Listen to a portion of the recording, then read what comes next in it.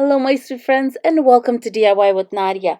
I'm so glad you stopped by. Today, I'm doing 3 farmhouse DIYs using a Dollar Tree calendar. The DIYs that I did in today's video are out of this farmer's market calendar from 2021. It was sent to me by a very sweet subscriber, and look at all of these beautiful pictures that are inside. Let's get started.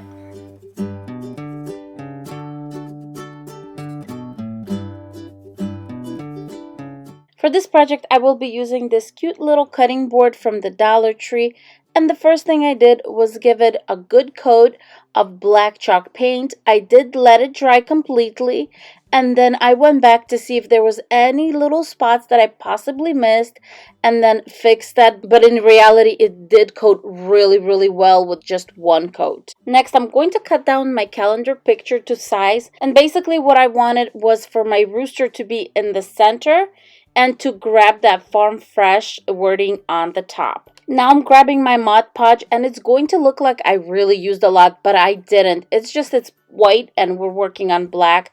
But I did give it enough of a nice light coat all the way around, including all the little crevices on the handle, on the sides, everywhere where I had the paint, because I really wanted to seal this in. Especially that it's going to be in my kitchen for a while, or actually my mama's kitchen. I wanted to make sure that it's going to last, so I really wanted to seal all that paint in. Next, while my Mod Podge is still wet, I'm grabbing my sign and I'm just placing it where I feel like it's going to go. And basically I kind of centered it because I wanted to put a little ribbon at the bottom and at the top. Now to seal the picture in, I'm going to grab more Mod Podge and just really work it in, make sure I get all the edges, and just seal it in and let it dry for about an hour. Unfortunately, my battery died while recording, and it turned off when I put the ribbon on, but I'm going to show you exactly what I did.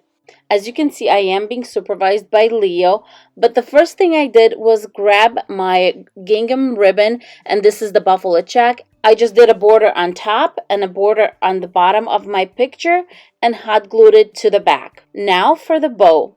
I'm grabbing some of this beautiful burlap, and I got a big piece of burlap first, and then I got these skinny little ribbons, and I got the buffalo check, then the grosgrain ribbon, and then this beautiful farmhouse print.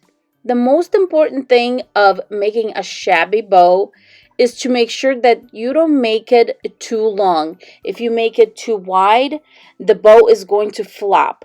So I recommend anywhere from 4 to 6 inches depending on the type of ribbon you're using. This particular bow that I'm making is 5 inches long. For this shabby bow right here, I cut all my ribbon into 5-inch strips. My burlap piece is 4.5 inches long, and it's my base. As you can see, all my other ribbon, I just crisscrossed, layering them one on top of the other, right on top of that, and then I'm just grabbing some jute cord and bringing the bow together. After my bow is nice and tied, I'm going to flip it over and make sure that all my ribbon pieces are the way that I want them, and then I'm attaching the bow to the top of the cutting board. Next, I'm grabbing a pack of the cotton pods, and they come in a set of 4, and I'm just going to grab one. They do have wiring in the back, which is kind of nice because that's exactly how I'm going to attach it to this project. I'm just grabbing my little cotton pod and just twisting the wires in the back, securing it in place. And that's it. Our cutting board is done. I'm absolutely in love with this project.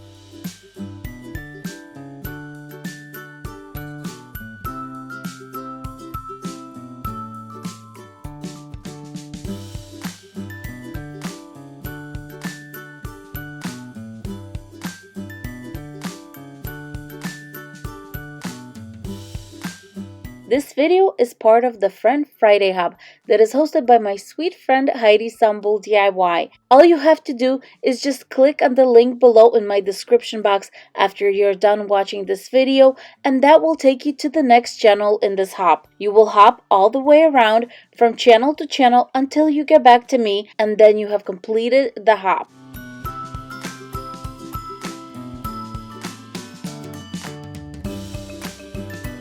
For this project, I will be using this fall sign that says Friends Gather Here, and I'm going to be using the back. And the first thing I did was remove that jute cord hanger. Now I'm going to cut my page to size. I'm going to cut right along the edges to remove that little circle where we usually hang our calendars.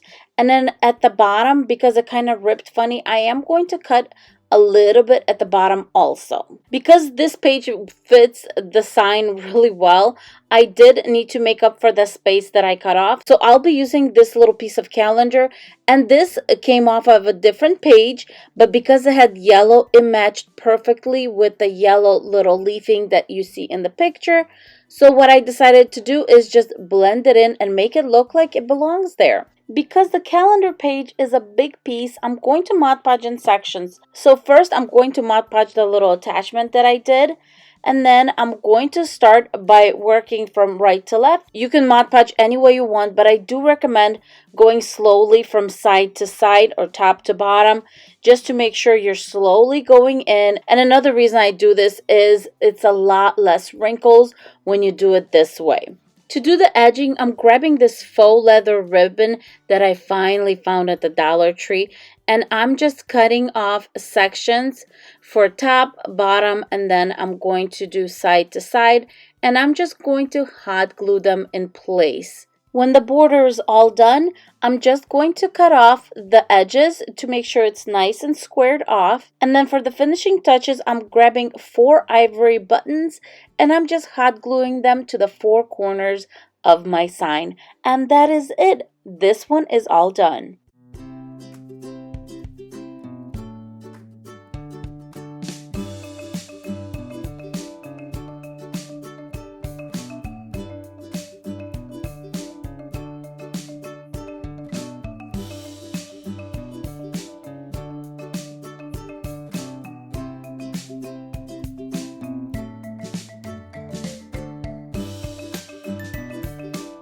For this project, I'm starting out with this jar sign that I got at the Dollar Tree during fall. Then I'm just removing the jute cord and I'm going to paint the back of the jar, giving it 2 coats of white chalk paint until it's covered completely and dried completely. While my jar sign is drying, I'm going to cut out my milk jug, and I'm also cutting out the ribbon area that says natural and fresh at the bottom of my jug. Next, I'm going to grab this shamrock green and lime green by Craftsmart, and I'm going to stain my jar. So we're kind of going to be doing dry brushing, but it's going to be just a little bit heavier, and then I'm going to do something different. I did use mostly lime green. I just wanted it to get a little darker, so that's why I was using that shamrock green. But as you see, I'm just dry brushing kind of on the heavier side a little bit. Next, we're going to take a baby wipe, and what the baby wipe is going to do is it's going to kind of smooth things out.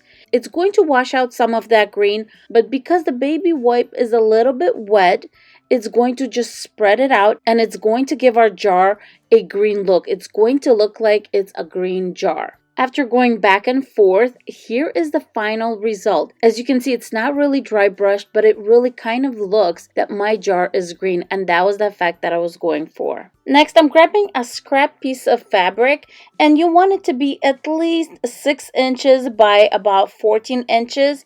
And the way I measured my piece is I measured it, doubled the jar size, the actual body of the jar. Next, I'm grabbing my right angle ruler, and this is just to make sure I have a straight edge along the bottom. It really does not matter about the sides, but that long side, you want to make sure that's nice and straight. After I mark my bottom line, I'm going in 1 inch, and I'm just going to use the side of my right angle ruler, and I'm going to mark off 1 inch off the bottom. Next, I'm grabbing a needle and a thread, and I did double the thread, and you do want to make sure you have a knot at the end of your thread, and you also want to make sure that it's at least the length of your fabric. I'm going to start stitching at that inch mark that we marked at the bottom of our fabric lengthwise. For the stitch itself, you want to use a running stitch, and I was going in and out about every 1/2 inch. When I came all the way across, I just secured my needle on my fabric,